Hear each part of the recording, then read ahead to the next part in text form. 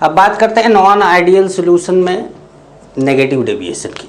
तो देखिए non ideal solution दो टाइप का होता है, एक पॉजिटिव डेविएशन होता है और एक नेगेटिव डेविएशन। तो कोई किसी को भी पहले बात कर सकते हैं। हमने पहले नेगेटिव डेविएशन को बात कर ली कि पहले नेगेटिविटी हटा लेते हैं, फिर पॉजिटिव सोच रखते हैं अपने पास। तो negative deviation from Raoult's law में क्या होता है कि जो सॉल्यूशन के अंदर ए बी का इंटरेक्शन है, दोनों लिक्विड मिलाने पर जब ए बी का जो इंटरेक्शन है वो स्ट्रॉन्गर है ए एंड बी के इंटरेक्शन से। मतलब जब दोनों लिक्विड अलग अलग थे तो उन लिक्विड में जो मॉलिक्यूल के बीच में इंटरेक्शन था वो वीकर था, और मिला देने के बाद ए और बी के बीच में इंटरेक्शन जो है वो स्ट्रॉन्गर हो गया। तो भी स्ट्रॉन्गर हो गया तो वेपराइज जल्दी नहीं होगा, वेपराइज जल्दी नहीं होगा तो वेपर प्रेशर, वेपर कम बनेगा तो वेपर प्रेशर कम लगेगा। तो वेपर प्रेशर कम लगेगा तो जो हम ऑब्जर्व करेंगे वो वेपर प्रेशर कम होगा। लेकिन जो हम कॉपी पेन से कैलकुलेट करते हैं P = P not A mole fraction of A plus P not B mole fraction of B, तो वो तो P कैलकुलेटेड हो गया। तो एक्चुअल जो वेपर प्रेशर है वो हमारी सोच से, कैलकुलेशन से क्या होगा, कम होगा। इसीलिए बोला गया है कि P ऑब्जर्व की P कैलकुलेटेड से क्या होगा, कम होगा। अब कैलकुलेटेड क्या है कि जैसे मान लीजिए कि हमने बोला कि जो PA है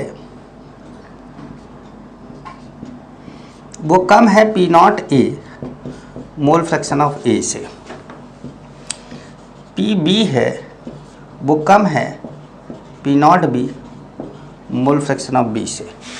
इसका मतलब जो P है वो कम है P not A mole fraction of A plus P not B mole fraction of B से। ठीक है, जो P, ये P क्या है, ये P ऑब्जर्व है, और ये क्या है, ये इतना निकालने पर जो ये जोड़ने पर जो आएगा वो कौन है, वो P कैलकुलेटेड है। और ये हमारा वो है जो हम देख रहे हैं, ऑब्जर्व कर रहे हैं, P कैलकुलेटेड है। लेकिन P = PA plus PB still valid. क्यों? क्योंकि ये Dalton's law of partial pressure है, राउल्स लॉ नहीं है। ये Dalton's law of partial pressure है और Dalton's law of partial pressure हमेशा वैलिड होगा।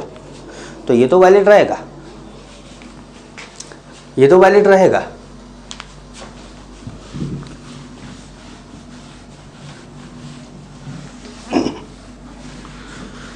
तो अगर हमने बात कर दी जैसे वो पहले पॉइंट की कि ये ऐसा रहेगा,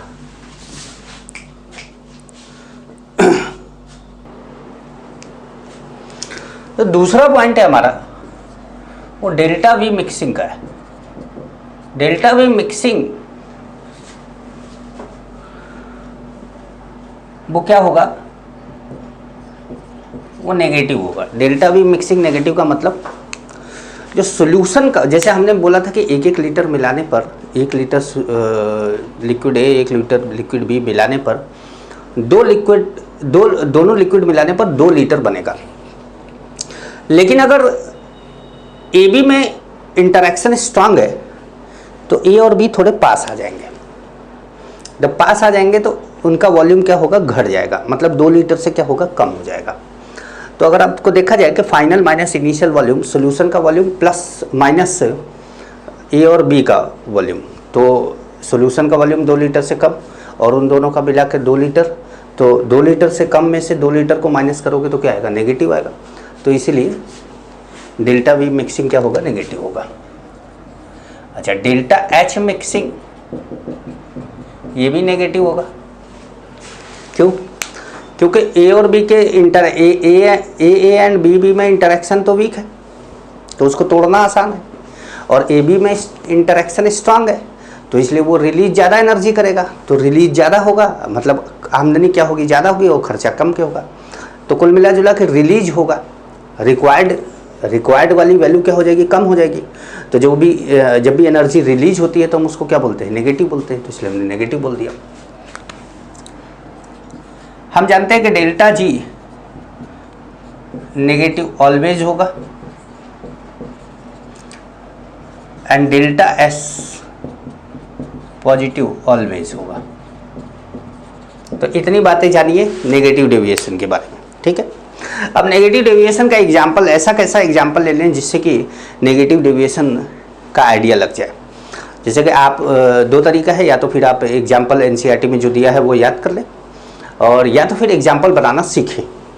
तो एग्जाम्पल बनाने के लिए आप लोगों को ये ध्यान रखना होगा कि आपको स्ट्रॉन्ग एसिड एंड वाटर अगर मिला दिया गया, स्ट्रॉन्ग एसिड एंड वाटर मिला दिया गया, तो वो हमेशा क्या होगा, नेगेटिव डेविएशन होगा। स्ट्रॉन्ग एसिड एंड वाटर, तो example strong acid plus water. तो ये क्या है, ये एक एग्जाम्पल के तौर पे माना जाएगा। जैसे पहला एग्जाम्पल है स्ट्रॉन्ग एसिड एंड वाटर। अब जैसे HNO3 प्लस वाटर आपने ले लिया, तो HNO3 और वाटर ले लेंगे तो क्या बनेगा, H plus NO3 minus. H plus NO3 minus क्या होगा, H प्लस बनाएगा H3O प्लस। भाई H प्लस वाटर के साथ जुड़ के क्या बनाएगा, H3O प्लस, और क्या बनेगा, NO3 माइनस। अब H3O प्लस और NO3 माइनस के बीच में क्या हो जाएगा, आयनिक इंटरेक्शन। और ये आयनिक इंटरेक्शन क्या होगा, HNO3 में दूसरे HNO3 के साथ हाइड्रोजन बॉन्ड है, वाटर का वाटर के साथ हाइड्रोजन बॉन्ड है, लेकिन यहाँ पर एक तरह का से क्या हो गया, आयन के बीच में इंटरेक्शन। तो आयनिक बॉन्ड, आयन के बीच में इंटरेक्शन क्या हो गया, आयनिक बॉन्ड हो गया। और ionic bond always stronger than covalent bond. Hydrogen bond की तो बात ही छोड़ दो, ठीक है। तो ये आप ध्यान रखेंगे। जैसे H2SO4 plus water, HCl plus water, HBr plus water. तो ये सब क्या है, स्ट्रॉन्ग एसिड एंड वाटर वाला एग्जाम्पल है। अब जैसे आप इसको 4 एग्जाम्पल बोल सकते हैं, मैंने तो एक ही एग्जाम्पल बोला, इसको मैंने तो सीधे एक ही एग्जाम्पल बोला। अब जैसे दूसरा एक और एग्जाम्पल है, बहुत पॉपुलर एग्जाम्पल है, वो है CHCl3 plus acetone, chloroform plus acetone. इसको क्लोरोफॉर्म बोलते हैं, इसको एसीटोन बोलते हैं। अब इनके बीच में क्या है, तो देखो एसीटोन का अपने एसीटोन से डायपोल डायपोल इंटरेक्शन है, इसका भी क्लोरोफॉर्म से क्लोरोफॉर्म का डायपोल डायपोल इंटरेक्शन है। लेकिन जब इन दोनों को मिलाया जाता है,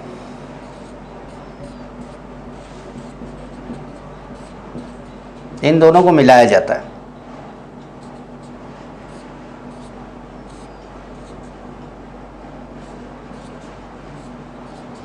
तो इनके बीच में हाइड्रोजन बॉन्ड बन जाता है। ये क्या है, हाइड्रोजन बॉन्ड है।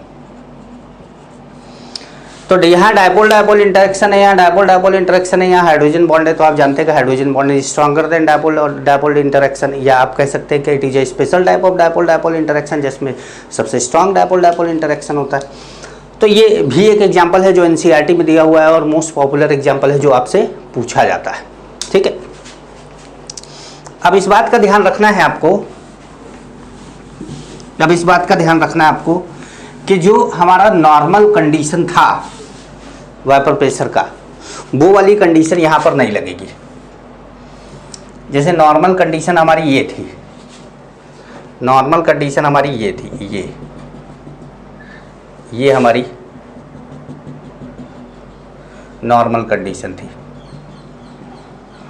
जिसको हम P0A बोल देते थे, यहाँ पर हम P0B बोल देते थे, यहाँ पर हम बोलते थे मोल फ्रैक्शन ऑफ B कितना है 1 है, मोल फ्रैक्शन ऑफ A कितना है 0 है, यहाँ पर हम बोलते थे मोल फ्रैक्शन ऑफ A क्या है 1 है, मोल फ्रैक्शन ऑफ B क्या है 0 है। ये वेपर प्रेशर,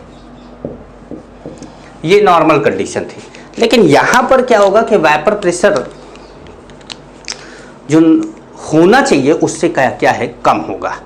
जैसे ये लाइन PB के लिए है, ये लाइन PA के लिए है और ये लाइन टोटल P के लिए है। तो आपने जाना कि P ऑब्जर्व क्या हो गया, कैलकुलेटेड से कम, मतलब नीचे से। PB भी जो है वो जितना होना चाहिए था उससे कम, अब PA भी जितना होना चाहिए था उससे कम।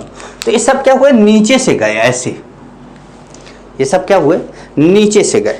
समझ गए आप इसको? तो ये ध्यान रखिएगा कि ग्राफ जो बनेगा तो वो नीचे से जाएगा जब नेगेटिव डेविएशन होगा। ग्राफ जब बनेगा तो वो नीचे से जाएगा जब नेगेटिव डेविएशन होगा। एक बात और बता दें आपको vapour pressure is inversely proportional to किसके होता है, बॉइलिंग पॉइंट के। Vapour pressure is inversely proportional to boiling point. अगर वाइपर प्रेशर कम है तो बॉइलिंग पॉइंट क्या होगा, ज़्यादा होगा। वाइपर प्रेशर कम है तो बॉइलिंग पॉइंट क्या होगा, ज़्यादा होगा। तो अगर इसी ग्राफ को टेम्परेचर के फॉर्म में बना दे,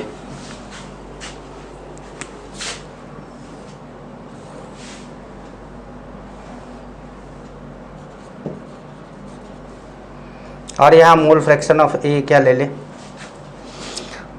0 ले ले। मोल फ्रैक्शन ऑफ बी क्या ले ले, 1 ले ले। मोल फ्रैक्शन ऑफ ए क्या ले ले, 1 ले ले। मोल फ्रैक्शन ऑफ बी क्या ले ले, 0 ले ले। ठीक है। तो अब क्या होगा कि जिसका वाइपर प्रेशर ज़्यादा, जिसका वाइपर प्रेशर ज़्यादा उसका बॉइलिंग पॉइंट कम, मतलब वो यहाँ आ जाएगा और दूसरा वाला यहाँ पहुँच जाएगा। ये कंडीशन होनी चाहिए थी।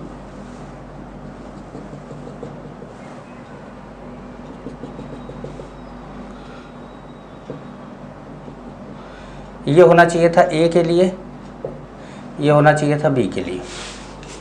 लेकिन यहाँ पर क्या होगा कि जब आप बॉइलिंग पॉइंट की बात करेंगे तो बॉइलिंग पॉइंट क्या होगा कि बॉइलिंग पॉइंट जब भाई इंटरेक्शन बढ़ गया, इंटरेक्शन स्ट्रांग हो गया, तो बॉइलिंग पॉइंट क्या हो जाएगा, ज़्यादा हो जाएगा।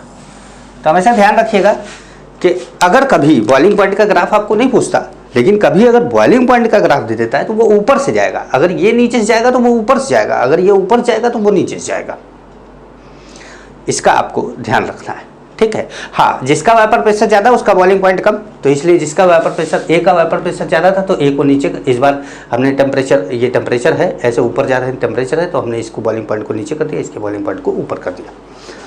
समझ में आया? तो ये ध्यान रखेंगे आप ऐसे क्वेश्चन को। चलिए अब आपको बताते हैं positive deviation from Raoult's law.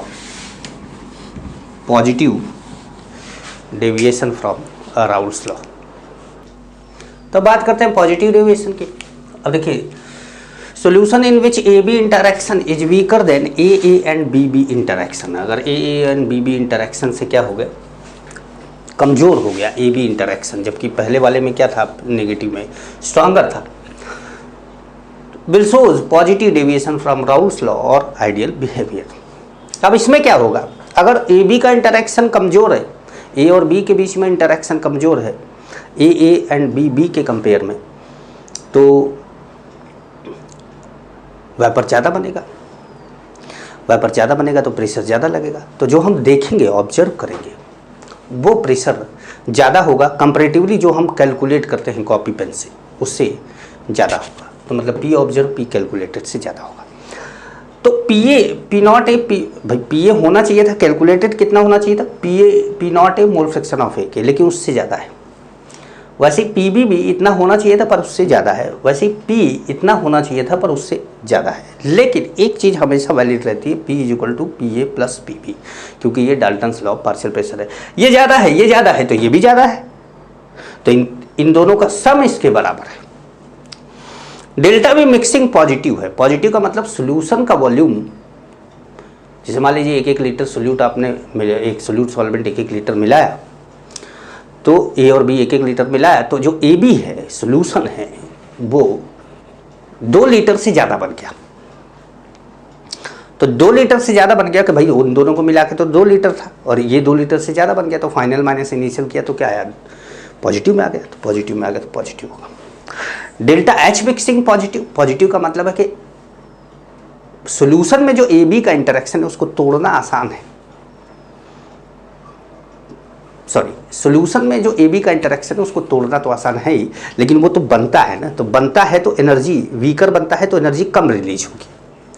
और ए एंड बी बी का जो इंटरेक्शन है उसको तोड़कर ही तो ए बी बनाया जा रहा है, तो उसको तोड़ना क्या है, मुश्किल है। मतलब वहाँ एनर्जी लग ज़्यादा रही है, यहाँ रिलीज कम हो रही है। खर्चा ज़्यादा है और आमदनी क्या है, कम है। जब खर्चा ज़्यादा है और आमदनी क्या है, कम है, तो एंडोथर्मिक प्रोसेस होगा। एंडोथर्मिक प्रोसेस में क्या बोलते हैं हम, डेल्टा एच पॉजिटिव बोलते हैं। अच्छा, डेल्टा जी हमेशा नेगेटिव होता है, ये जानते हैं, डेल्टा एच हमेशा पॉजिटिव होता है, ये हम जान चुके हैं। अब हम जैसे बात करें कि भाई एग्जाम्पल इसका क्या हो सकता है, तो एग्जाम्पल कुछ ऐसा लेना है कि दो लिक्विड को आपस में मिलाया जा रहा है और दोनों लिक्विड में आपस में बनती नहीं है। दोनों लिक्विड अपनी बिरादरी के साथ, अपने कबीले के साथ, अपनी कम्युनिटी के साथ बड़े खुश थे और जैसे उनको दूसरे के साथ मिला दिया गया तो वो क्या हो गए, अलग होना चाहते हैं। डाइवोर्स वाली कंडीशन भी बोल सकते हैं आप इसको। तो आइए जैसे एग्जाम्पल लिया जाए तो water plus C6H6, water plus C7H8, C2H5OH plus C6H6।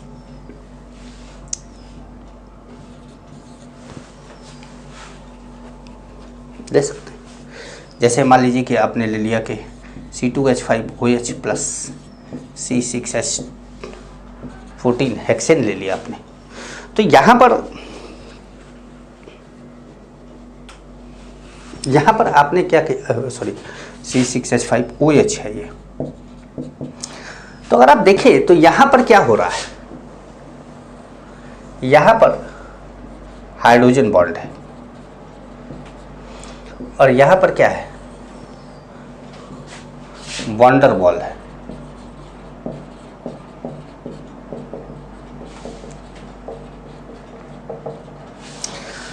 अब वंडर बॉल इंटरेक्शन, ये अपनी बिरादरी में खुश है, इसके बिरादर एक दूसरे के साथ वंडर बॉल फोर्स बनाए हुए, ये अपनी बिरादरी में खुश है। इसके सारे जो सहपाठी हैं, साथी हैं, दोस्त हैं, कलीग हैं, ये लोग हाइड्रोजन बॉन्ड बना रहे हैं। लेकिन जब इन दोनों को ये एक कबीले का आदमी दूसरे कबीले में गया तो ये कहता है इसको कि तुम वंडर बॉल फोर्स लगाओ और ये कहता है इसको कि तुम हाइड्रोजन बॉन्ड बनाओ। अब बेचारा हाइड्रोजन बॉन्ड तो कैसे बनाएगा, मान लो ये वंडर बॉल फोर्स एक बार लगा भी सकता है लेकिन ये हाइड्रोजन बॉन्ड कैसे बना देगा। क्या हाइड्रोजन बॉन्ड की तो हमने कंडीशन ही नहीं फुलफिल करी, तो हमारे तो खानदान ने किसी ने हाइड्रोजन बॉन्ड नहीं बनाया, तो हम कैसे हाइड्रोजन बॉन्ड बना देंगे। तो यही इन दोनों का जो इंटरेक्शन है वो वीक हो जाता है। अब जैसे एक और एग्जाम्पल मैं आपको दूँ जहाँ दोनों हाइड्रोजन बॉन्ड है, जैसे ये एग्जाम्पल तो आप याद रखिएगा कि एक जगह हाइड्रोजन बॉन्ड हो और एक जगह वंडर बॉल इंटरेक्शन हो तो अक्सर वो पॉजिटिव डेविएशन होता है। जैसे उसमें मैंने एसिड एंड वाटर का बताया था। यहाँ पर जैसे C2H5OH प्लस वाटर, तो अब यहाँ क्या हो गया, यहाँ हो गया वीक हाइड्रोजन बॉन्ड और यहाँ क्या हो गया, स्ट्रॉन्ग हाइड्रोजन बॉन्ड।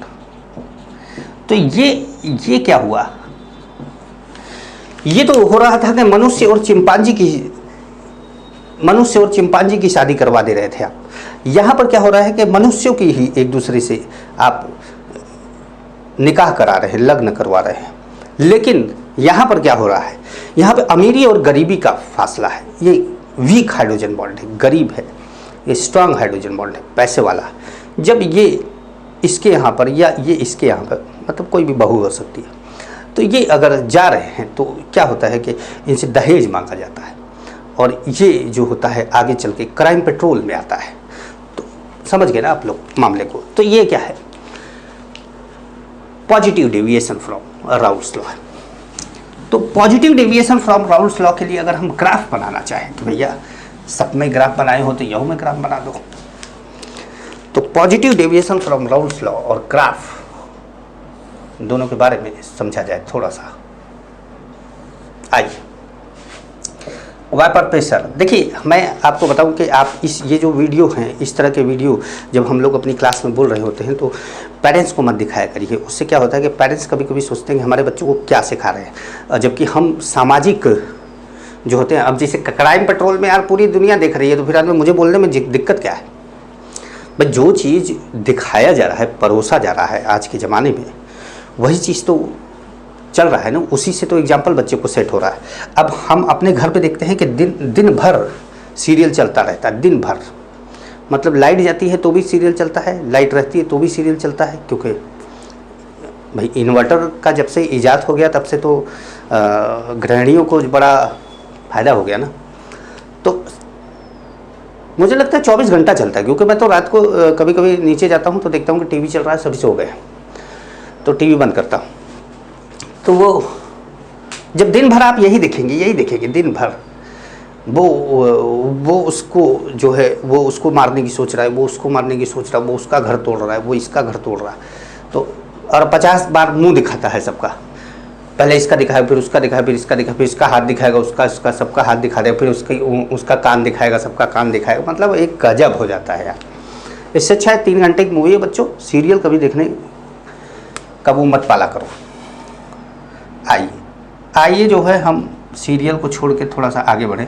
ऐसा है कि मेरी मम्मी मेरी वाइफ सुन ली ना, तो अभी इन लोगों को बुरा भी लग जाएगा, ये लोग को बुरा लग जाएगा। ये लोग सोचेंगे कि पब्लिकली हमारी बेइज्जती हो रही है, पूरे समाज में हर व्यक्ति अब हमको जान गया है। तो ये जैसे मान लीजिए कि हमने P0 A ले लिया और यहाँ पर P0 B ले लिया, और यहाँ पे मोल फ्रैक्शन ऑफ A हमने 0 ले लिया, मोल फ्रैक्शन ऑफ B क्या ले लिया 1, मोल फ्रैक्शन ऑफ A क्या ले लिया 1, और मोल फ्रैक्शन ऑफ B क्या ले लिया 0। वैसा ही जैसा कि अभी तक हम करते आए। लेकिन अब अगर हम बात करें वेपर प्रेशर की,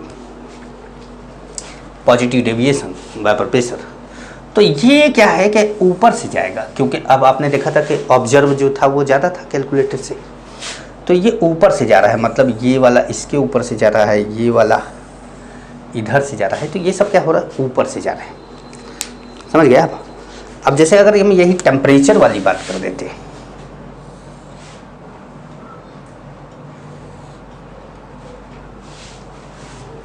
टेम्परेचर वाली बात कर देते हैं, तो यहां पर ऐसे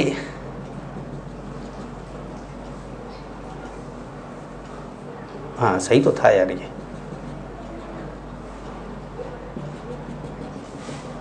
मतलब अगर हम यहाँ पर A ले लेते, सॉरी हाँ ठीक है, अच्छा थोड़ा मैंने वैसे बना ही दिया, ठीक है कोई बात नहीं। आप ऐसा ही बनाना चाहते हैं, ऐसे ही बनाना चाहते हैं तो आप इसको B को उस तरफ ले जाएंगे, बस इतनी सी बात है।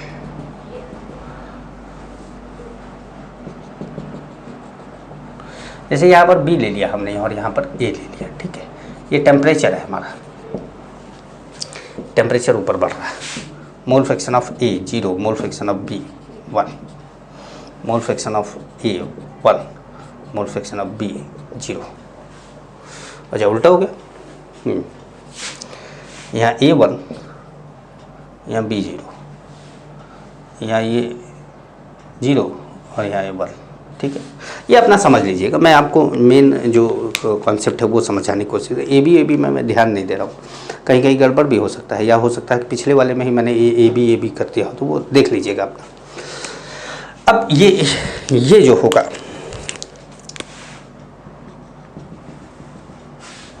ये जो होगा, अब यहाँ पर जैसे ये वेपर प्रेशर ज़्यादा है तो बॉइलिंग पॉइंट क्या होगा, कम होगा।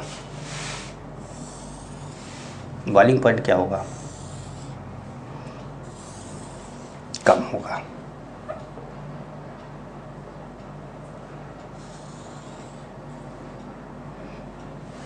बॉइलिंग पॉइंट क्या होगा, कम होगा। बॉइलिंग पॉइंट आप जानते हैं कि वेपर प्रेशर की इन्वर्सली प्रोपोर्शनल हो बॉइलिंग पॉइंट, तो बॉइलिंग पॉइंट ज़्यादा तो वेपर प्रेशर कम, वेपर प्रेशर ज़्यादा तो बॉइलिंग पॉइंट कम। देखिए अब बात करते हैं एजियोट्रॉपिक मिक्सचर की, एक ऐसा मिक्सचर जिसमें A और B को मिलाया गया। अक्सर क्या होता है कि आप A और B को दो लिक्विड को मिलाते हैं तो दोनों को अलग करना हो तो क्या होता है, बॉयल करते हैं। बॉयल करते हैं तो जिसका बॉइलिंग पॉइंट कम होता है वो उड़ने लगता है और जिसका बॉइलिंग पॉइंट ज़्यादा होता है वो नीचे रह जाता है। इस तरीके से उड़ने वाले को आप बाहर उसके वेपर को कंडेंस कर लेते हैं, वो अलग हो जाता है, और जो वेपराइज नहीं हो रहा है उस टेम्परेचर पे उसको आप वो लिक्विड तो उसी में पड़ा रह जाता है। इस तरीके से दोनों को आप अलग कर लेते हैं, क्योंकि वेपर फेज में जिसका बॉइलिंग पॉइंट कम है वो पहले वेपराइज होने लगता है, तो वेपर फेज में उसका मोल ज़्यादा होता है जो जल्दी वेपराइज होता है। जिसका वेपर प्रेशर ज़्यादा होता है उसका नंबर ऑफ मोल्स भी वेपर फेज में ज़्यादा होता है और उसका बॉइलिंग पॉइंट कम होता है, क्योंकि vapour pressure inversely proportional to boiling point है। तो आप वेपर फेज में एक का मोल ज़्यादा, दूसरे का मोल कम। अब लेकिन एजियोट्रॉपिक मिक्सचर कुछ अलग चीज़ है। वो क्या है? कांस्टेंट बॉइलिंग मिक्सचर भी बोला जाता है, इस बात का भी आप ध्यान रखेंगे। A solution which boils at constant temperature is known as azeotropic mixture. Azeotropic mixture has the same composition in liquid as well as in vapor phase. मतलब अगर XaXb mole fraction in liquid XaXb जो है वही YaYb भी होगा, YaYb भी होगा। ये अपने आप में खास बात होती है एजियोट्रोपिक मिक्सचर की, जो कि अभी तक आप नहीं देख रहे थे, अभी तक आप अलग देख रहे थे। So it is not possible to separate components, A and B को अलग करना। कंपोनेंट कौन है? ए एंड बी है। Components in pure form, pure form में ना आप ए पा सकते हैं ना ही बी पा सकते हैं। Pure form by any physical method, किसी भी फिजिकल मेथड से आप इसको नहीं पा सकते हैं। और वो फिजिकल मेथड कैसा? जैसे कि लाइक फ्रैक्शनल डिस्टिलेशन, जैसे मैंने बॉयल करने को बोला कि सेवरल टाइम बॉयल करने को, बहुत हल्के टेम्परेचर के डिफरेंस से बॉयल करने को बोला जाता है फ्रैक्शनल डिस्टिलेशन। अब जैसे मैंने कुछ एग्जाम्पल लिया है, 2 एग्जाम्पल, अभी मैं और एग्जाम्पल आपको दूंगा, लेकिन ये 2 एग्जाम्पल क्यों लिया है इसकी खास बात है। जैसे मैंने लिक्विड ले लिया, 2 लिक्विड ए बी दोनों को मिलाया जाएगा, दोनों लिक्विड का अलग अलग बॉइलिंग पॉइंट भी बता दिया और मिक्सचर का बॉइलिंग पॉइंट भी यहां पर लिख दिया। Water and C2H5OH, water and C2H5OH को जब आपस में मिलाया जाता है, इसका क्या परसेंटेज होगा, क्या कंपोजिशन होगा, अभी मैं लिख दूंगा। जब आपस में मिलाया जाता है तो वाटर का बॉइलिंग पॉइंट आप जानते हैं 100 सेल्सियस है, 373 केल्विन, और इथेनॉल का बॉइलिंग पॉइंट आपको नहीं पता है तो मैं बता दूं आपको 351.30 केल्विन होता है। लेकिन जो मिक्सचर का बॉइलिंग पॉइंट है वो देख रहे हैं क्या है? 351.10 केल्विन। मिक्सचर का बॉइलिंग पॉइंट फिक्स हो गया, जबकि होना ऐसा चाहिए था कि इथाइल अल्कोहल को पहले वेपराइज हो जाना चाहिए था, वाटर को बाद में, लेकिन ये दोनों एक साथ ही उड़ रहे हैं। वेपर में भी उतना ही कंपोनेंट लिक्विड का, दोनों लिक्विड का है जितना कि लिक्विड फॉर्म में था। ठीक है। अच्छा, दूसरा एग्जांपल हमने वाटर एंड HCl लिया, वाटर का बॉइलिंग पॉइंट 373 है और HCl का 188, लेकिन मिक्सचर का बॉइलिंग पॉइंट 383 हो गया केल्विन। अब यहाँ खास बात क्या है, बड़ा ध्यान से देखिएगा, ये और ये दोनों मिलाकर कौन सा डेविएशन शो कर रहे हैं? इसको मैंने अभी एग्जांपल दिया था पॉजिटिव डेविएशन में और इसको एग्जांपल दिया था नेगेटिव डेविएशन में। ठीक है, दोनों ध्यान रखिएगा एकदम। जो पॉजिटिव डेविएशन शो करते हैं, जो 2 लिक्विड को मिलाने पर पॉजिटिव डेविएशन शो होता है, वो दोनों लिक्विड मिलकर अगर एजियोट्रोपिक मिक्सचर बनाते हैं तो उनके एजियोट्रोपिक मिक्सचर का बॉइलिंग पॉइंट दोनों ही लिक्विड के बॉइलिंग पॉइंट से कम होता है, मतलब इससे भी कम होगा। जैसे इससे तो कम ये है और इससे भी कम इसका बॉइलिंग पॉइंट है। तो जब ऐसा होता है कि दोनों ही लिक्विड से बॉइलिंग पॉइंट मिक्सचर का कम है तो उसको बोला जाता है मिनिमम बॉइलिंग एजियोट्रॉप। क्या बोलते हैं? Minimum boiling azeotrope. और जब ऐसा हो कि दोनों ही लिक्विड से, यहां पे ज्यादा कौन है? 373 वाले का बॉइलिंग पॉइंट ज्यादा है, तो 373 से भी ज्यादा मिक्सचर का बॉइलिंग पॉइंट हो जाए, 383 हो गया। यहां पर मैंने डेटा के साथ बात करा है, तो 383 हो गया। 10 केल्विन वाटर से भी ज्यादा, HCl का तो कम था, वाटर का ज्यादा था, और मिक्सचर का वाटर से भी ज्यादा हो गया, तो इसको बोला जाता है मैक्सिमम बॉइलिंग एजियोट्रॉप। तो मतलब एजियोट्रॉप 2 तरह का होता है, एक होता है मिनिमम बॉइलिंग एजियोट्रॉप और दूसरा होता है maximum boiling azeotrope. Minimum boiling azeotrope क्या होता है? The solution which shows positive deviation from Raoult's law form minimum boiling azeotrope and the solution which shows negative deviation from Raoult's law form maximum boiling azeotrope. यही बात अब हमें आप क्या करनी है? लिखनी है। समझ गए? तो यही बात हमें लिखनी है। अब देखिए 2 तरह के एजियोट्रॉप है हमारे पास, एक मिनिमम बॉइलिंग एजियोट्रॉप, एक मैक्सिमम बॉइलिंग एजियोट्रॉप। सबसे पहले बात करते हैं मिनिमम बॉइलिंग एजियोट्रॉप की। मिनिमम बॉइलिंग एजियोट्रॉप क्या है? थोड़ा सा ऐसे खड़े होकर आपको दिखाते हैं। Minimum boiling azeotrope, boiling point of mixture is less than boiling point of A and boiling point of B. This type of mixture shows positive deviation from Raoult's law. अब जैसे A and B हमने ले लिया, ये दोनों example इसी के। अभी मैंने इसका एग्जाम्पल लिया था, लेकिन ये नहीं बताया था कि कंपोजिशन क्या होगा। तो मास परसेंट ऑफ B, मतलब आपने 100 ग्राम अगर मिक्सचर लिया है तो उसमें 95.57 ग्राम क्या है, B है, और जो बचा है 4 पॉइंट समथिंग वो A है, वाटर है। वाटर का बॉइलिंग पॉइंट आप जान रहे हैं, इथेनॉल का बॉइलिंग पॉइंट जान रहे हैं। अब जो मिक्सचर का बॉइलिंग पॉइंट है वो दोनों के बॉइलिंग पॉइंट से क्या है, कम है। ये लिखा हुआ है मिक्सचर लेस देन, ये ध्यान रखना है कि यहाँ पर क्या लिखा हुआ है, लेस देन। ठीक है। अब जैसे एक और एग्जांपल ले लिया, क्लोरोफॉर्म एंड इथेनॉल। 67% इथेनॉल होगा तो बाकी 33% कौन होगा, क्लोरोफॉर्म होगा। क्लोरोफॉर्म का बॉइलिंग पॉइंट 334 है और इथेनॉल का तो अभी ऊपर लिखा ही था, लेकिन जो मिक्सचर का बॉइलिंग पॉइंट है वो इन दोनों से कम है। कितना है, 332.3 केल्विन। तो ये दोनों ही अब आप कह सकते हैं कि ये भी हमको एक एग्जाम्पल मिल गया किसका, पॉजिटिव डेविएशन का।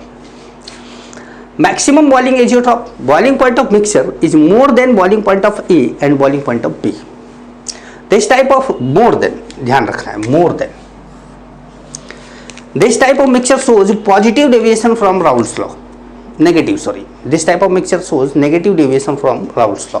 एग्जाम्पल जैसे water HCl, water HNO3। HCl 20.3, वैसे 20% भी किताबों में लिखा रहता है, 20.3। अब HCl का बॉइलिंग पॉइंट अभी हमने बताया था, वाटर का भी बताया था और इसका एजियोट्रोपिक मिक्सचर का भी बताया था। वो क्या है, ज़्यादा है, ज़्यादा वाले से ज़्यादा, ज़्यादा वाले से ज़्यादा मतलब इन दोनों में ज़्यादा देखो, इसका है, इसका है, और इससे भी ज़्यादा उसका है। वाटर एंड HNO3 क्या परसेंटेज, 58% HNO3 आपको लेना है। मिला दिया, वाटर का 373, 359 केल्विन है HNO3 का, लेकिन 393.5 केल्विन है किसका, मिक्सचर का। अब 393.5 केल्विन इससे भी ज़्यादा है, भाई इससे तो ज़्यादा है ही, इससे भी ज़्यादा है, मतलब ये हो गया maximum boiling azeotrope. Negative deviation show करेगा तो maximum boiling azeotrope, positive deviation show करेगा तो मिनिमम बॉइलिंग एजियोट्रॉप। इन दोनों के बारे में आप जानते रहिएगा। अब हम बात करेंगे कोलिगेटिव प्रॉपर्टी की। अब देखिए बात करते हैं कोलिगेटिव प्रॉपर्टी की। Property of the solution which depends only on number of solute particle, only on number of solute particle, ध्यान रखना है, present in the solution and are independent from nature of solute। अब ये nature of solute में क्या डाल देना है, नेचर में क्या डाल देना है। नेचर में आपको जैसे नेचर सोल्यूट पोलर है कि नॉन पोलर है कि सोल्यूट कैसा है, इससे नहीं मतलब है, नंबर ऑफ पार्टिकल पे डिपेंड कर रहा है। अब जैसे ग्लूकोज का 1 मोल ले लिया तो उसके एवोगाड्रो नंबर के बराबर पार्टिकल है। NaCl का 1 मोल ले लिया तो NaCl के 1 मोल लेने पर नंबर ऑफ पार्टिकल जो है वो डबल हो गए, क्योंकि एक NaCl Na+ और Cl- में टूट रहा है, तो नंबर ऑफ पार्टिकल डबल हो गए। तो यहाँ नेचर जो है इलेक्ट्रोलाइट वाला नेचर आपको नहीं घुसाना है, मतलब आपके दिमाग में ये नहीं घुसना चाहिए कि कोई टूट सकता है कोई नहीं टूट सकता। वो जो टूट सकता है वो तो हम आगे कंसीडर करेंगे।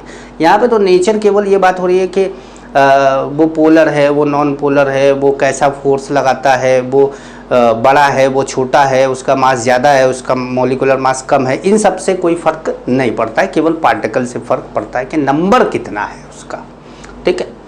अच्छा, इसको डेमोक्रेटिक प्रॉपर्टी भी बोला जाता है। डेमोक्रेटिक प्रॉपर्टी का मतलब कि डेमोक्रेसी का मतलब होता है कि जहाँ पर ज़्यादा लोग जिस चीज़ का चुनाव करेंगे वो होगा, और यहाँ पर भी कोलिगेटिव प्रॉपर्टी इसी बात पे डिपेंड करता है कि कितना नंबर है उसमें पार्टिकल का, और उसी के हिसाब से कोलिगेटिव प्रॉपर्टी ज़्यादा या कम होगी। जैसे आप किसी भी पार्टी को वोट देते हैं या आपके घर वाले वोट देते हैं तो वो पार्टी जीतती है या हारती है, इस बात पे डिपेंड करता है कि डेमोक्रेसी किस तरफ जा रही है ना। तो वैसा ही कुछ यहाँ पर भी होता है। अच्छा, कंडीशन ऑफ सीपी, सीपी मतलब कोलिगेटिव प्रॉपर्टी क्या है? सॉल्यूशन डाइल्यूट होना चाहिए। ऐसा नहीं है कि आप एक बोरी नमक पे एक लोटा पानी डालते बोले कि सॉल्यूशन बना दिया आपने। सॉल्यूशन डाइल्यूट होना चाहिए।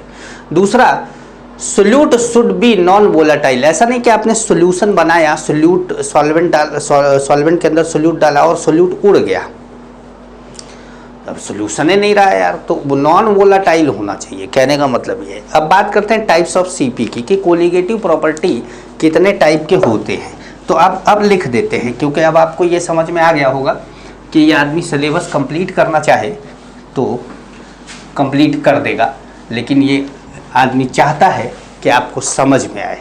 इसीलिए ये आधे घंटे का केवल एक डेमो था, जिसमें मैं आपको ये दिखा रहा था कि पढ़ाने को मैं तेज पढ़ा सकता हूँ, लेकिन मैं चाहता हूँ समझा के पढ़ाना, ताकि आप केमिस्ट्री जाने, समझे, और समझे ही ना समझा सके।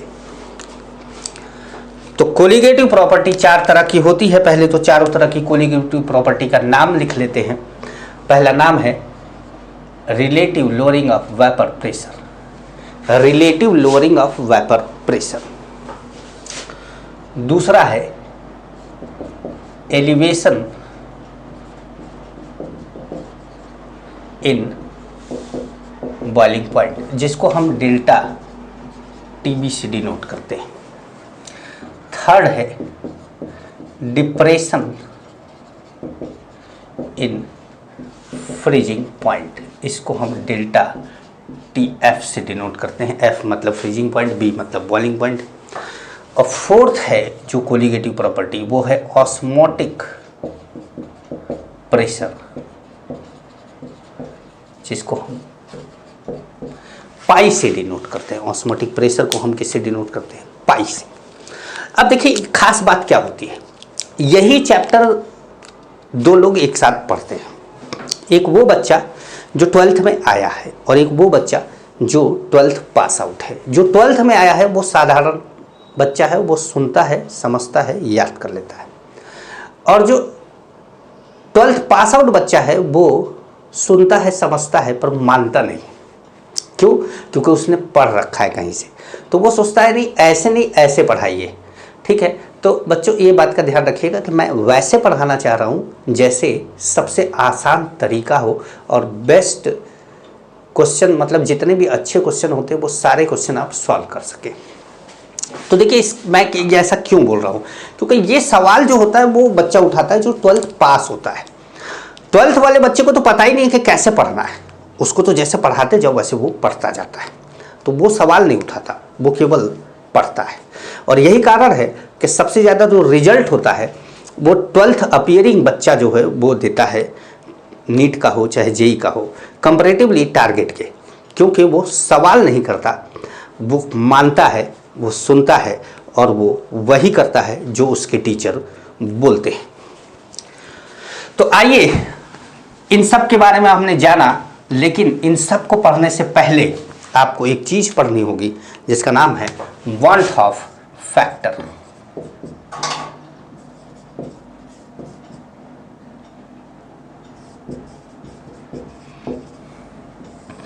वांट ऑफ फैक्टर को आई से डिनोट करते हैं। ठीक है, तो ये वांट ऑफ फैक्टर क्या होता है आप लिखिएगा, this factor takes into account, this factor takes into account, this factor takes into account number of particle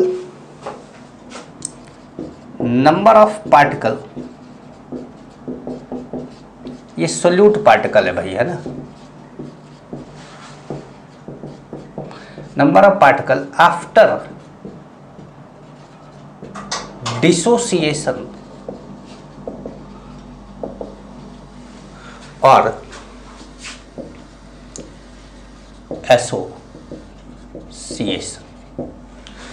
association का मतलब होता है जुड़ना, और डिसोसिएशन का मतलब होता है टूटना।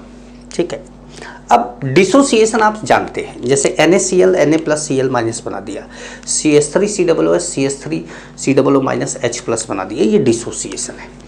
लेकिन यही अगर CH3COOH, दो CH3COOH जुड़कर आपस में डाइमर बना दे, ट्राइमर बना दे, या कोई कंपाउंड टेट्रामर, पेंटामर, ऑक्टामर बना दे, तो इसको बोलते हैं जुड़ना, association.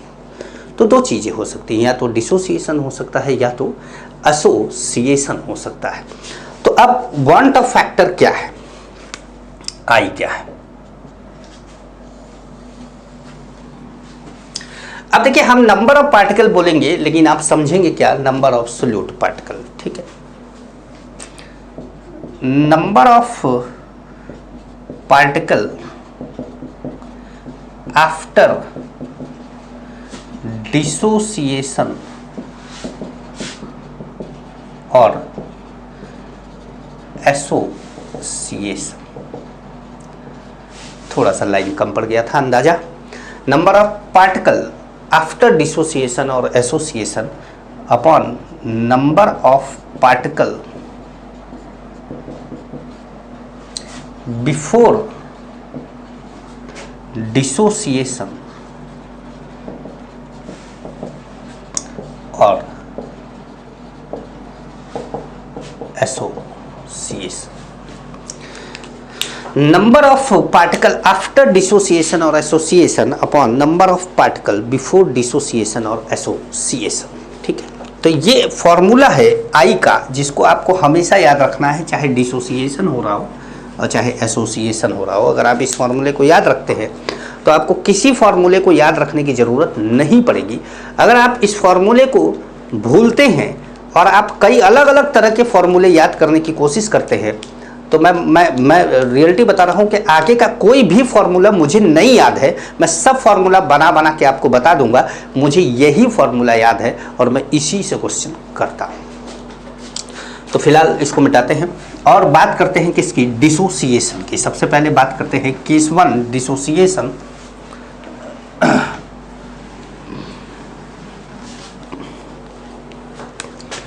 Case 1 dissociation. Case 1 dissociation. Dissociation में क्या होता है, नंबर ऑफ पार्टिकल इंक्रीज करते हैं। नंबर ऑफ पार्टिकल क्या करते हैं, इंक्रीज करते हैं। आई की वैल्यू मोर देन 1 होती है always in case of dissociation. मतलब हमेशा ध्यान रखिएगा कि अगर आई की वैल्यू डिसोसिएशन के केस में आपने 1 से कम निकाल दी तो इसका मतलब है कि आपने कुछ गड़बड़ कर दी है। ठीक है, चलो तो आइए एक एग्जांपल लेकर बताते हैं आपको। जैसे मान लीजिए कि आपके पास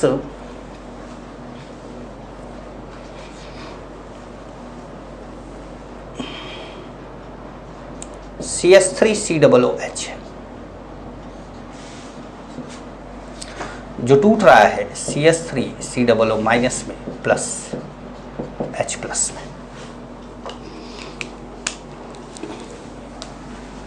थोड़ा और दूर करके बताते हैं।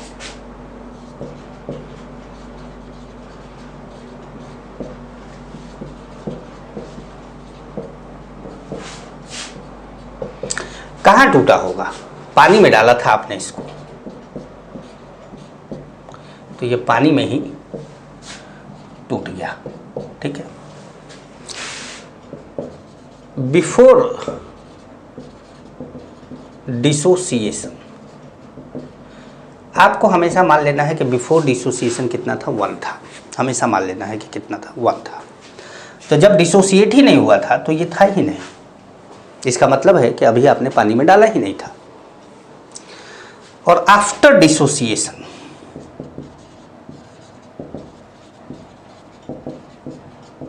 आफ्टर डिसोसिएशन इसका अल्फा टूट गया। मुझे नहीं पता कितना परसेंट टूटा, मैंने अल्फा लिख दिया। और ये कितना हो गया, अल्फा, और ये भी कितना हो गया, अल्फा। अब आई की value number of particle after dissociation, क्योंकि बात डिसोसिएशन की कर रहे हैं तो इस समय एसोसिएशन नहीं बोलते। Number of particle after dissociation, यही है आफ्टर डिसोसिएशन। क्या है number of particle? 1 minus alpha plus alpha plus alpha. भाई देखिए इतना तो बचा है, ये बना है, ये बना है, तो ये प्लस ये सब नंबर ऑफ पार्टिकल है आफ्टर डिसोसिएशन, ये हमने लिख दिया। और number of particle before dissociation क्या हो गया? 1। तो आई की वैल्यू क्या आ गई? आई की वैल्यू आ गई 1 प्लस अल्फा अपॉन 1। आया? ठीक है, आइए एक और एग्जांपल लेते हैं। अच्छा, एक बात का ध्यान रखिएगा कि यहाँ पर CH3COOH का एक मॉलिक्यूल अगर कंप्लीटली टूट दिया है तो कितने पार्टिकल बनाएगा? 2 पार्टिकल। कितने पार्टिकल बनाएगा? 2 पार्टिकल। ध्यान रखिएगा, कितने पार्टिकल बनाएगा? 2 पार्टिकल। 2 पार्टिकल बनाएगा तो 1 प्लस अल्फा आया। अगर 3 पार्टिकल बनाता तो आता 1 प्लस 2 अल्फा। अगर 4 पार्टिकल बनाता तो 1 प्लस 3 अल्फा। कैसे आ रहा है ये बता रहे हैं आपको, मिटाते हैं इसको। फॉर्मूला अभी आएगा अपना, आएगा जल्दी ही आएगा। मान लीजिए आपके पास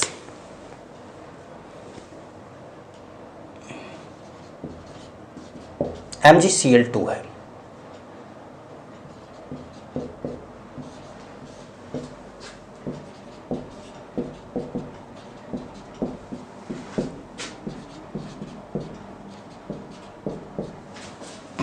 MgCl2 है। अब इसको आपने स्टार्टिंग में कितना ले लिया था? 1। अब हमें बिफोर और आफ्टर लिखने की जरूरत नहीं, हम जान जाएंगे पहला वाला बिफोर है। फिर हम थोड़ी देर बाद तो ये भी लिखना बंद कर देंगे कि 1 ये डैश डैश, हम सीधे आफ्टर वाला ही लिखेंगे। पहला वाला तो हम मानते हैं कि क्या है 1 है। तो ये हो गया 1 माइनस अल्फा, और ये कितना हुआ? अल्फा। और इसके 1 से इसका 2 बन रहा है, तो ये कितना हो गया? 2 अल्फा। तो अब अगर आप देखें तो एक MgCl2 कितने पार्टिकल दे रहा है? 3। 1 प्लस 2 कितना? 3। तो इसका मतलब 1 प्लस 2 अल्फा आना चाहिए इसका। तो यहाँ पर I की वैल्यू आ गई number of particle after dissociation कितना है? 1 माइनस अल्फा प्लस 2 अल्फा, और इनिशियल कितना था? 1 था। तो I की वैल्यू आ गई कितनी? 1 प्लस 2 अल्फा। कुछ आपको समझ में आया? कुछ पल्ले पड़ा दिमाग में? नहीं पड़ा। आइए फिर समझते हैं, थोड़ा और समझते हैं, डिटेल में समझते हैं। अब जैसे एक MgCl2 2 पार्टिकल दे रहा, 3 पार्टिकल दे रहा था तो हमने 2 अल्फा लिख दिया। 3 पार्टिकल दे रहा होता तो मतलब 4 पार्टिकल दे रहा होता तो 3 अल्फा लिख देते। आइए देखिए एक और एग्जांपल लेकर बताते हैं।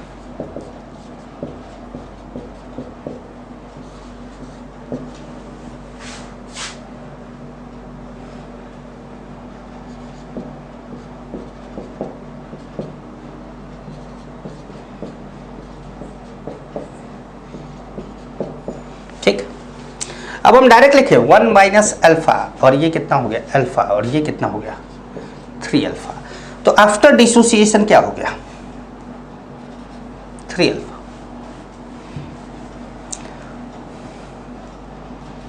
तो आपने देखा कि नंबर ऑफ पार्टिकल कितना आ रहा था? 4। भाई एक ये और 3 ये, 4। तो यहाँ पे क्या लिखा आपने? 3। इसका मतलब है कि नंबर ऑफ पार्टिकल जितना आ रहा है उसमें से 1 माइनस कर, n-1 कर देना, n-1 कर देना। चलिए ये समझ में आ रहा है। एक और एग्जाम्पल लेकर बताते हैं। जब तक आपको सेटिस्फाइड ना हो जाए तब तक बात करते रहेंगे। जैसे K4FeCN6 4K plus FeCN6 4 minus, ये पूरा एक पार्टिकल है ना? तो ये हमने ले लिया 1 माइनस अल्फा, और ये कितना हो गया? 4 अल्फा, और ये कितना हो गया? अल्फा। अब देखिए कि एक पार्टिकल कितना दे रहा? 5 पार्टिकल दे रहा। तो यहाँ पर अगर हम I की वैल्यू निकालें तो हम सीधे बोल सकते हैं कि 1 प्लस 4 अल्फा अपॉन, मतलब 1 प्लस 4 अल्फा सीधे बोल सकते हैं, लेकिन आपको निकालना है। तो आइए I is equal to 1 minus alpha plus 4 alpha upon 1, 1 minus alpha 4 alpha, alpha से अल्फा कैंसिल, क्या आ गया i is equal to 1 plus 4 alpha. ठीक है, समझ पा रहे हैं? तो ये एक फॉर्मूला बनता हुआ आपको नजर आ रहा है कि एक फॉर्मूला बन रहा है सर, कुछ तो बन रहा है। आइए जरा फॉर्मूले को ही बना लेते हैं। ए एन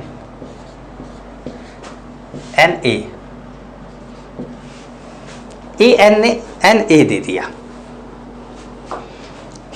तो 1 माइनस अल्फा और ये क्या हो गया एन अल्फा।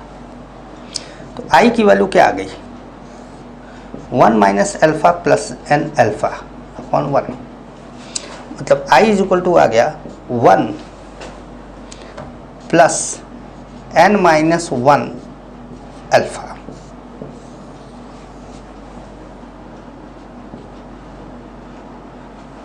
ठीक है, ये फॉर्मूला आया है। अब मैंने बोला कि ये फॉर्मूला आ गया, लेकिन अब आप ये फॉर्मूला याद कर लेंगे। पर मैंने आपको बोला कि फॉर्मूला याद करने की जरूरत क्या है, आप याद करिए ना वो I is equal to number of particle after dissociation और association upon number of particle before dissociation और एसोसिएशन, खत्म क्वेश्चन। तो उस फॉर्मूले से सब लगना है। आखिर ये फॉर्मूले बाद में बनाने हैं और मान लो यही भूल गए कि n प्लस 1 था कि n माइनस 1 था कि n इंटू अल्फा था कि 1 था या 2 था, ये भूल गए, तब ज़्यादा गड़बड़ हो जाती है। इसलिए इस तरह के फॉर्मूले को रट्टा मारना ठीक नहीं है। हाँ, याद करने के लिए आप कर लीजिए। यहाँ पर n क्या था,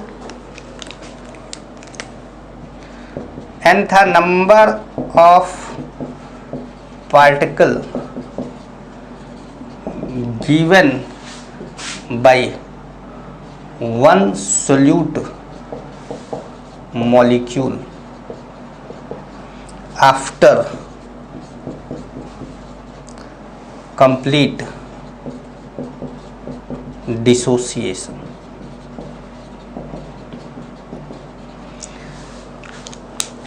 ठीक है, n क्या था number of particle given by 1 solute molecule after complete dissociation. अब जैसे कुछ एग्जाम्पल लिया जाए, ये n के लिए कुछ एग्जाम्पल लेकर चला जाए।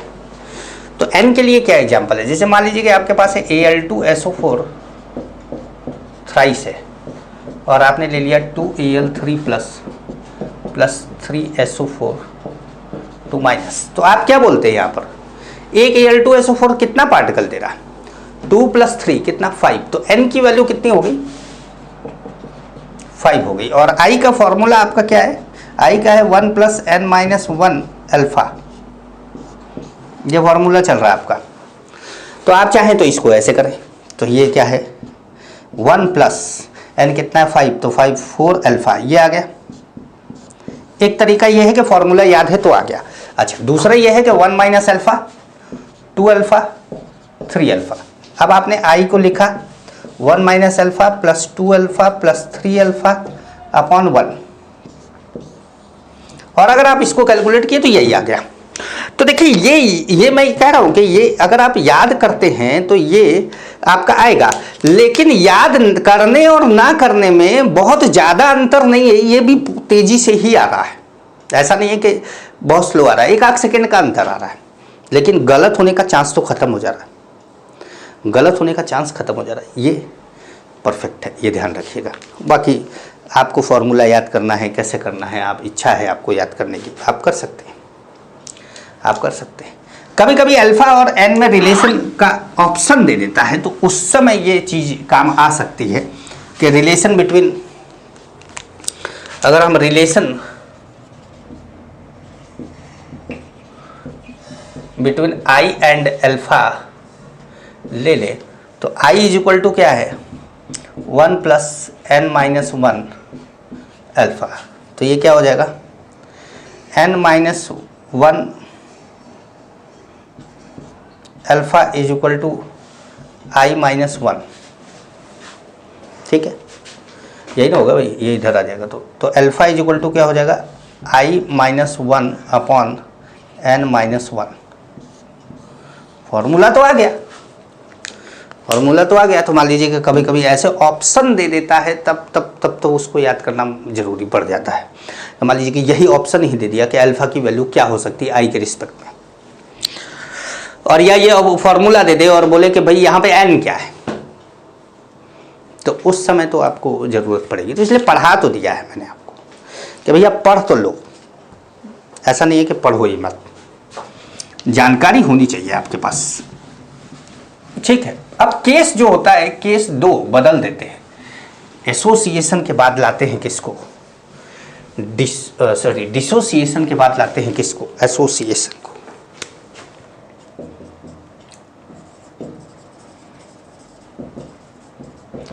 एसोसिएशन मतलब नंबर ऑफ पार्टिकल क्या होंगे, decreases, number of particle decreases होते हैं। यहां पर यह बात का ध्यान रखना है कि I always less than 1,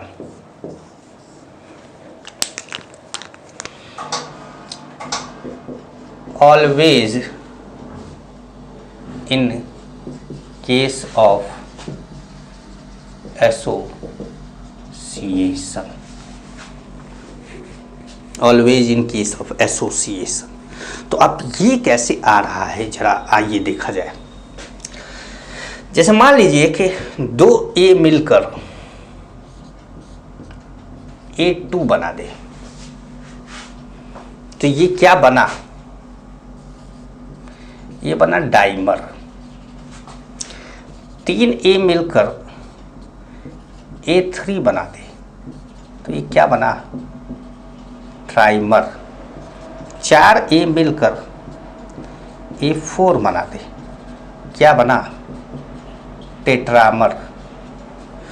8A मिलकर A8 बना दे, ये क्या बना, ऑक्टामर। मतलब कहने का मतलब है कि अब हम मरते जाते इसमें 10 तक डेकामर, तो ये जो है ठीक नहीं होता, मतलब 2-4 समझ लेते हैं, ठीक है। अब थोड़ा सा समझिए, आइए एक एग्जाम्पल लेकर समझा जाए, ठीक है। मिटाएं इसको कि 3 मिलेगा तो ट्राइमर, 8 मिलेगा तो ऑक्टामर, 2 मिलेगा तो डाइमर, 5 मिलेगा तो पेंटामर। इस तरीके से हम लोग डाइमर, ट्राइमर, पेंटामर इस तरह वो बोल सकते हैं। आई का फॉर्मूला वही, number of particle after association upon number of particle before association. क्योंकि अब बात एसोसिएशन की हो रही है तो डिसोसिएशन की बात नहीं करेंगे। तो मान लीजिए कि आपके पास 2A था और आपने A2 बना दिया, A2 बना दिया। 1 था, डैश था, बिफोर एसोसिएशन और आफ्टर एसोसिएशन ये हो गया 1 माइनस अल्फा, क्योंकि डिग्री ऑफ डिसोसिएशन तो अल्फा ही होता है भाई। तो अगर इसके 2 से इसका 1 बन रहा है तो इसके अल्फा से इसका अल्फा बाई 2 बनेगा। इसके अल्फा से अल्फा बाई क्या बनेगा, 2 बनेगा। आई की वैल्यू क्या, आई की वैल्यू है number of particle after association. After association कितना है, 1 minus alpha plus alpha by 2। अब बिफोर एसोसिएशन हमेशा 1 लेना है, ठीक है। अब ये दोनों को सॉल्व करना है। अब ये सॉल्व करोगे तो आई की वैल्यू आ जाएगी, I is equal to 1 minus alpha by 2। तो आपने देखा, ध्यान से इसको अगर देखें आप, तो आई 1 माइनस अल्फा बाई 2 मतलब 1 में से कुछ घटा रहे हैं। 1 में से अगर कुछ घटाएंगे तो 1 से की वैल्यू कम हो जाएगी। 1 में से कुछ घटाएंगे तो 1 से वैल्यू क्या हो जाएगी, कम हो जाएगी। तो 1 से वैल्यू कम हो गई, ठीक है। अब इसका बहुत एक मस्त एग्जाम्पल है, जो मस्त एग्जाम्पल है इसका वो क्या है, CH3COOH इन बेंजीन और हेक्सेन। मतलब हेक्सेन में या बेंजीन में, मतलब नॉन पोलर सॉल्वेंट में, बेंजीन, हेक्सेन, टोल्यूइन और हेप्टेन, ऑक्टेन, इस तरह का कोई भी लिक्विड लेकर CH3COOH को डाल दिया जाए तो क्या होता है, CH3COOH ही नहीं, बेंजोइक एसिड को भी डाल सकते हैं, फॉर्मिक एसिड को भी डाल सकते हैं, मतलब कार्बोक्सिलिक एसिड। यहां पे हम बात कर ले किसकी, कार्बोक्सिलिक एसिड की। Carboxylic acid plus non polar organic solvent, non polar organic solvent like benzene, toluene, hexane, heptane, octane, ये सब क्या है, ये इस कैटेगरी में आ रहा है। तो अब आइए, जब हम RCOOH को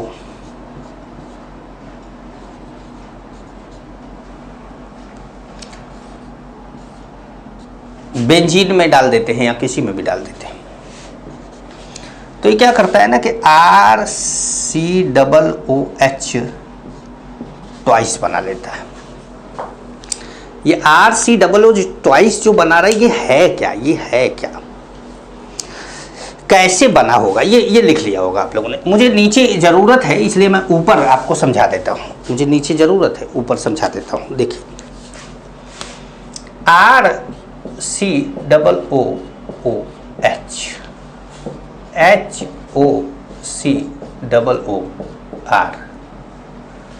अब यहां पर क्या है, ये देखिए हाइड्रोजन बॉन्ड बन गया, और हाइड्रोजन बॉन्ड बनाकर ये जो मॉलिक्यूल है इसको बोलते हैं डाइमर। डाइमर क्यों बोलते हैं, क्योंकि दो मॉलिक्यूल जुड़ा हुआ है इसलिए डाइमर बोलते हैं। ठीक है, तो यहां पर जब आप इसको 1 - अल्फा करेंगे तो दो मॉलिक्यूल एक मॉलिक्यूल बना रहा है, तो अल्फा/2 बनाएगा। दो मॉलिक्यूल एक मॉलिक्यूल बना रहा है तो अल्फा कितना बनाएगा, अल्फा/2 बनाएगा। तो I = कितना हो गया, तो I = वो फॉर्मूला तो वही रहेगा, अल्फा/2 वाला, अभी थोड़ी देर पहले हम लोगों ने निकाला था। समझ पा रहे हैं, तो ये ध्यान रखेंगे। एक N वाला मॉलिक्यूल लेकर भी समझ लेते हैं, N वाला मॉलिक्यूल लेकर भी समझ लेते हैं।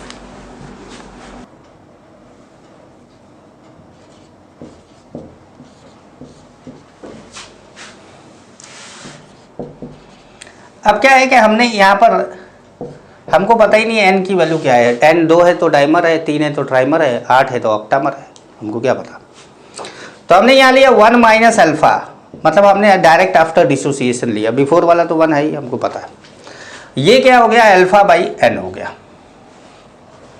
ये क्या हो गया, अल्फा/n हो गया। तो I की वैल्यू क्या होगी, I की वैल्यू हो गई 1 - अल्फा प्लस अल्फा/n अपॉन क्या, 1। या I की वैल्यू, अब आपको क्या करना है कि ये अल्फा में से अल्फा/n क्या करना है, घटा देना है, अल्फा माइनस अल्फा/n, तो क्या हो जाएगा, n alpha minus alpha upon n, भाई n alpha minus alpha upon n, तो ये क्या हो जाएगा,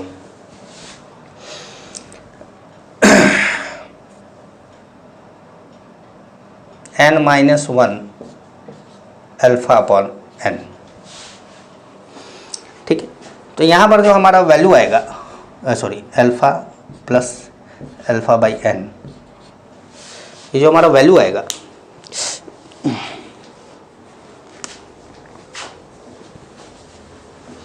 वो क्या आ जाएगा, 1 - n-1 अल्फा अपॉन n। ये पूरा माइनस है, ऐसे ऐसे, ठीक है।